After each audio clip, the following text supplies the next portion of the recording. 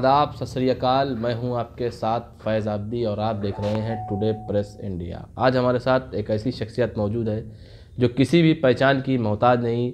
आज इनको grappling north India का अध्यक्ष बनाया गया। ये इनसे पूछते हैं, सर आपका अध्यक्ष बनाया गया, क्या क्या प्राथमिकता आपकी रहेगी?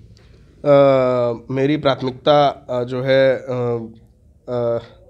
सबसे पहले तो ग्रैपलिंग खेल के खिलाड़ियों का विकास और उत्थान, मात्र और मात्र मेरी पहली प्राथमिकता ये होगी। जी सर, नॉर्थ इंडिया बहुत बड़ा एरिया है। सबसे बड़ा क्षेत्र में उत्तर भारत को गिना जाता है।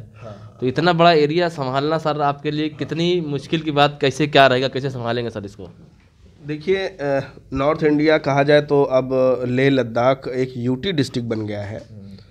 लेह लद्दाख से लेकर जम्मू कश्मीर और हिमाचल प्रदेश, पंजाब, हरियाणा, दिल्ली, उत्तर प्रदेश और उत्तराखंड यूटी में, मतलब ये नॉर्थ इंडिया के हमारे राज्य हैं।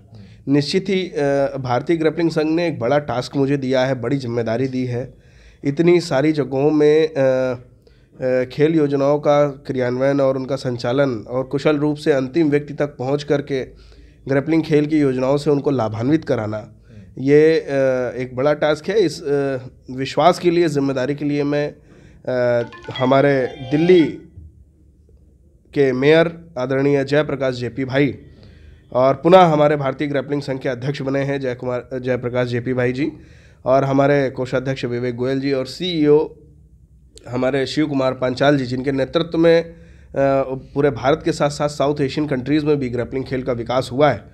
और साथ ही रेणु देवी जी, जो अभी नई जनरल सेक्रेटरी के रूप में हमारे बीच आई हैं, और हमारे वो तमाम फेडरेशन के विभिन्न राज्यों के प्रतिनिधि जिन्होंने मुझे चुन करके यहाँ तक भेजा है, मैं उन सब का शुक्रगुजार हूँ। और मैं उन्हें विश्वास दिलाता हूँ कि खिलाड़ियों के विकास और उत्थान की दिशा में ग्रैपलिंग की जो भी योजनाएं होंगी उनको अंतिम व्यक्ति तक ले जाने का काम करेंगे, और प्रत्येक राज्य को बराबर और पूरी पारदर्शिता के साथ उन योजनाओं के क्रियान्वयन के लिए प्रोत्साहित करते रहेंगे और कार्यक्रम आयोजित कराते रहेंगे।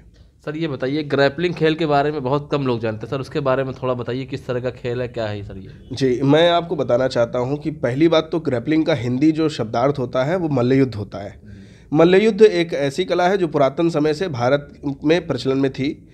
इसके साथ साथ ये जब बाली और सुग्रीव जी का युद्ध हुआ था तो वो भी मल्लयुद्ध ही था, और उस काल से, उस पुरातन इतिहास काल से, रामायण काल से ये मल्लयुद्ध की पद्धति परंपरागत खेल है, जिसे आज मॉडर्नाइज नाम देकर के ग्रैपलिंग के रूप में रशिया ने पेटेंट करा लिया।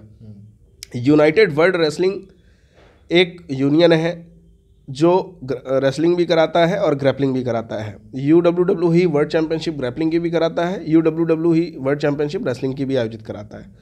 मैं आपको बताना चाहूँगा कि लगातार उत्तर प्रदेश में इस वर्ष, जब लास्ट ईयर हमारी नेशनल स्कूल गेम्स 65वीं राष्ट्रीय स्कूली खेलों के लिए टीम गई उत्तर प्रदेश की, माध्यमिक शिक्षा बोर्ड की ग्रैपलिंग की, उसमें हमारी टीम को पुरुष, बालक एवं बालिका वर्ग दोनों में ही द्वितीय स्थान प्राप्त हुआ। ये बड़े ही गर्व की बात है। माननीय मुख्यमंत्री जी के नेतृत्व में एक समिति उन खिलाड़ियों को प्रोत्साहित करने के लिए और सम्मानित करने के लिए भी काम कर रही है, और मैं माननीय मुख्यमंत्री जी से आपके चैनल के माध्यम से ये बात आग्रह करना चाहता हूँ, अनुरोध करना चाहता हूँ कि राष्ट्रीय स्कूली खेलों के जो पदक विजेता खिलाड़ी हैं या प्रतिभाग करने वाले खिलाड़ी भी हैं, उनको सम्मानित कराने का काम शिक्षा विभाग के माध्यम से होना चाहिए। अभी कुछ बच्चों को टैबलेट और कुछ कैश प्राइज़ देना चाहिए, जिससे कि खेल और खिलाड़ियों की जो व्यवस्थाएं हैं उनको प्रोत्साहन है वो मिल सके। और यह एक खिलाड़ी के लिए जो दीन होते हैं, शोषित होते हैं, पीड़ित होते हैं, गरीब होते हैं, उनके लिए ये योजना बहुत कारगर साबित होगी। सर एक आखिरी सवाल आपसे, सर ये बताइए, खेल को आगे, क्रिकेट के आगे सारे खेल जो है वो थोड़ा फीके नजर आ रहे हैं सर, दूसरे खेलों को आगे बढ़ाने के लिए क्या क्या करना चाहिए, और सरकार से क्या क्या मांगे कि दूसरे खेल भी आगे क्रिकेट से उठ ज़्यादा आए, इस पर सर आप क्या कहेंगे? देखिए, मैं बताना चाहूँगा कि क्रिकेट का, मैं खुद भी बहुत स्पोर्ट्स लवर हूँ, क्रिकेट का लवर हूँ मैं, लेकिन विविधता ये है कि भारत सरकार का खेल मंत्रालय जो है, अभी माननीय किरण रिजिजू का 2019 की लोकसभा में ये बयान है, मैं आपको उसके पेपर्स दिखा देता हूँ। भारत सरकार में BCCI को मान्यता ही नहीं है। केवल भारत सरकार के खेल मंत्रालय का काम है उसको NOC प्रोवाइड कराना।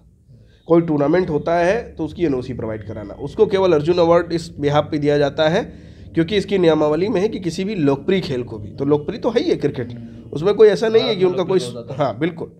तो लेकिन हमें फोकस करना होगा, लगातार भारत सरकार फोकस करती है ओलंपिक्स को लेकर के, ओलंपिक में जब मेडल आता है देश का तो उसको 176 कंट्रीज़ देखती हैं।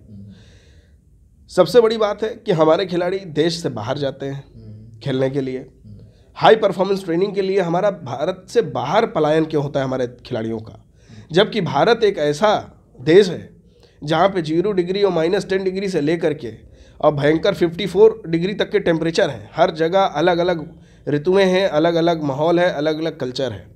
क्यों नहीं हम अपने खिलाड़ियों की जो हाई परफॉर्मेंस ट्रेनिंग सेंटर है, वो भारत का पहला हाई परफॉर्मेंस ट्रेनिंग सेंटर अत्याधुनिक भारत में स्थापित करने का काम क्यों नहीं करते। बड़ा ही दुर्भाग्यपूर्ण है कि भारत में हाई परफॉर्मेंस सेंटर जो अत्याधुनिक हो, जिस सेंटर के अंदर सारे खेल होते हों, ऐसा एक भी सेंटर इस भारत देश में अभी नहीं है। मैं माननीय मुख्यमंत्री योगी आदित्यनाथ जी से और माननीय खेल मंत्री उपेंद्र तिवारी जी से आग्रह करना चाहता हूं कि भारत सरकार के साथ साथ उत्तर प्रदेश की भी जिम्मेदारी इस देश के लिए है।